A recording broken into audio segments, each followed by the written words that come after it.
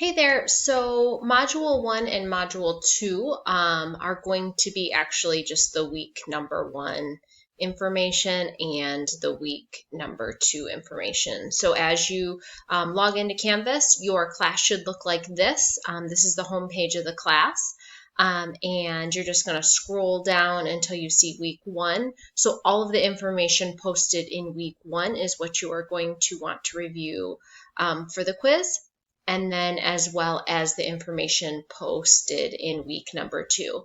So just make sure you do your reading, you go over the ACSM risk factors for cardiovascular disease, the flexibility guidelines, make sure you've watched the video lecture as well, and then same thing for week number 2. Sorry if that confused you by me saying module versus week, but it's going to be week number 1 information and week number 2 information. So have a great night and good luck on your quiz.